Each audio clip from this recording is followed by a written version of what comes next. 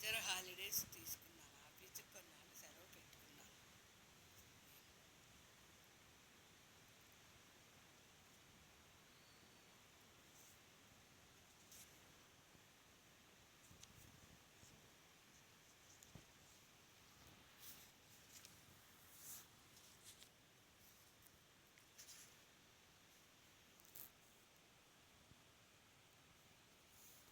సరే, మొన్న మధ్యలో ఆగింది కదా, ఉరితాడు వేదన ఆత్మశోధన.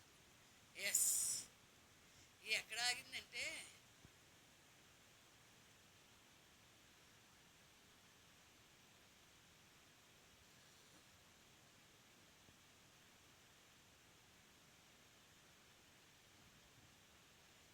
న్యాయస్థానం దుర్మార్గానికి వేసే శిక్షలో నేను ఆయుధాన్ని అయ్యాను అని గుర్తాడనమాట.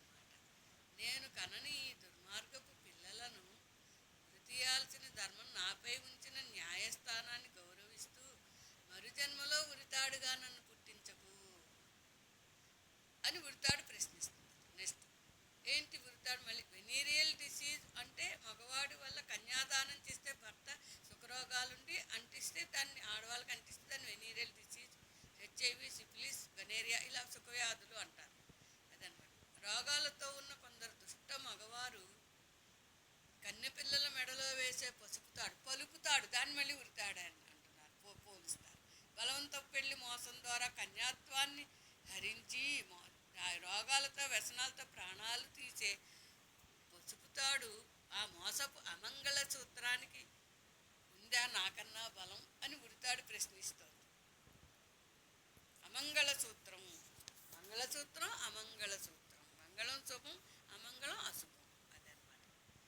అందుకే న్యాయస్థానాలు ఆలోచించి కాలానుగుణాలుగా మారుతున్న సామాజిక పరిస్థితులను బట్టి వివాహ రిజిస్ట్రేషన్కు బ్లడ్ టెస్ట్ ఖచ్చితం అనేది ఇరువురికి ఒక శాసన మార్పు కొంతమంది మహిళల ప్రాణాలు కాపాడుతుందేమో. లవ్ మ్యారేజ్ అయినా అరేంజ్డ్ మ్యారేజ్ అయినా విడాకులకి ఈ నియమం వర్తిస్తుంది. పెళ్లి కుదర్చాక ఉద్యోగం, ధనార్జన పద్ధతులు నియమ నిబంధనల్లో చేర్చడం ద్వారా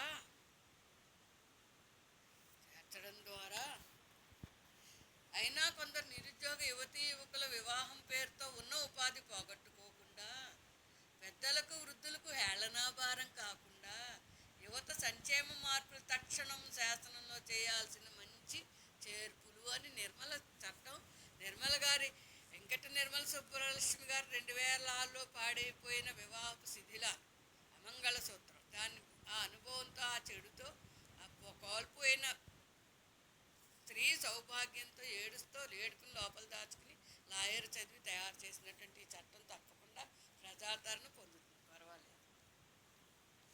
నెక్స్ట్ ఒంటరితనం మాత్రం ఒక అదృష్టం అంట. నెక్స్ట్ 78వ కవిత, ఒంటరితనం ఒక అదృష్టం. చూద్దామా ఎందుకో.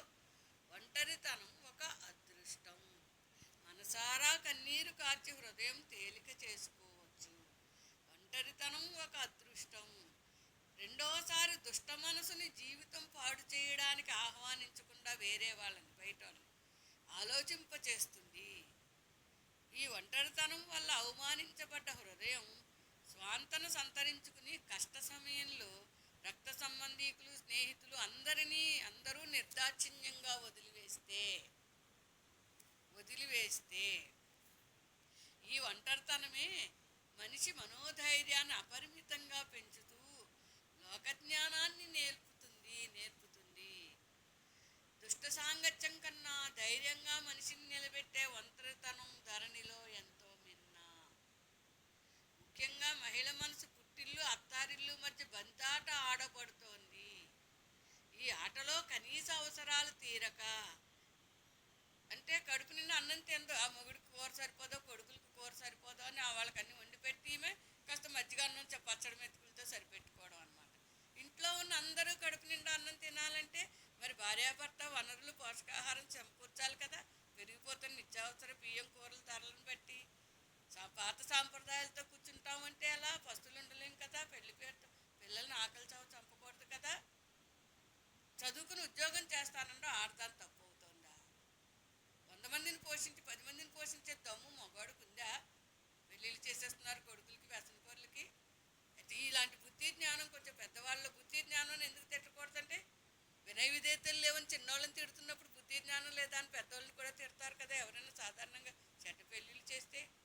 తల్లి వెనకాల తండ్రి వెనకాల ఎంత చక్కగా ప్రేమగా ఆప్యాయతగా ఉన్నాను 46 ఏళ్ళు 35 ఏళ్ళు 30 ఏళ్ళు అయ్యి వచ్చే వరకు తండ్రి వెనకాల ఉన్నా. ఇవాళ అందరు నీతులు చెప్పడానికి వస్తున్నారు, నాకు పట్టించుకోము. తప్పులు చేసిన వాళ్ళు నీతులు చెప్తారు, వినకూడదు. ఇంకా చూడండి ఇక్కడ ఏమవుతుందో తెలుసా, ఇంకా ఒంటరితనం అభివృద్ధి ఏంటంటే పుట్టిల అత్తారిల మధ్య బంతాట ఆడబడుతుంది. ఈ ఆటలో కనీస అవసరాలు తిండి బట్ట ప్రశాంత నిద్ర కడుపు నిండా భోజనం ఈ రెండు కోడళ్ళకి కానీ పెళ్ళిళ్ళు అయిన పిల్లలకి కన్నా ఆడవాళ్ళకి 99% లేవు. పైకి గొప్పలు చెప్తున్నారు, ఏదో నవ్వలేక ఏడుస్తూ కళ్ళు గుంటలట్టి పళ్ళు పైకి వచ్చి పిచ్చోళ్ళల్లా కనపడుతున్నారు ఈ పెళ్ళిళ్ళు చేసుకున్న ఆడవాళ్ళు. అంటే పెళ్ళి కాలేదని ఏం బాధపడక్కర్లేదు. అయితే మంచి వాళ్ళతో అవ్వాలి, లేదంటే ఊరుకోవాలి. పేదరికాల్లో చంపేయడం కోసం పెళ్ళిళ్ళు చేయకూడదు ఎవరెవరికి. ఇది ఆర్థికాన్ని వదిలేసి నేల విడిచి సాము చేయడం లాంటిది. ఆర్థిక వివరాలు తెలుసుకోకుండా పెళ్ళిళ్ళు చేయడం, ఆరోగ్య వివరాలను. నెక్స్ట్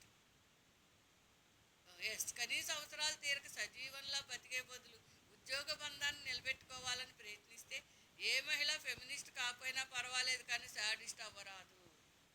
నేటి వృద్ధుల బాధలు వారి వల్ల పసితనంలో పిల్లలు పడ్డ అనేక రకాలు చెప్పుకోలేని వేదనలేమో. పసిపిల్లల్ని కొట్టి తిట్టి తిండెట్టగా హింసించి పెంచారా లేక ప్రేమతో పెంచారా? వాళ్ళ పరిస్థితులు ఏమిటి? అనుభవాలు, కఠినమైన అనుభవాల్లోంచి మనిషి యొక్క ఆలోచన విధానం మారుతూ ఉంటుంది. చదివింటే పుట్టుకతో చెడ్డవాళ్ళు అయిపోలేదుగా ఎవరును. పుట్టి 10 ఏళ్ళు 14 ఏళ్ళు 15 ఏళ్ళు 20 వచ్చిన తర్వాత కొంచెం మెచ్యూరిటీ వస్తుంది బుర్రకి. మేజర్లు అయిన తర్వాత ఒకరినొకరు గౌరవించుకోవాలంటే. ఏదైనా నాకు మాత్రం నా తల్లిగారు నన్ను అడుగడుగున ఎలా పెంచాలో అలా చక్కగా పెంచారు, అంతవరకు డౌట్ లేదు. నిలబడ్డం నేర్పేశారు కష్టాల్లో కన్నీళ్ళలో. కాకపోతే ఆమెకి ఎప్పుడు సహాయంగా ఉండడానికి మనసు ఊర్లు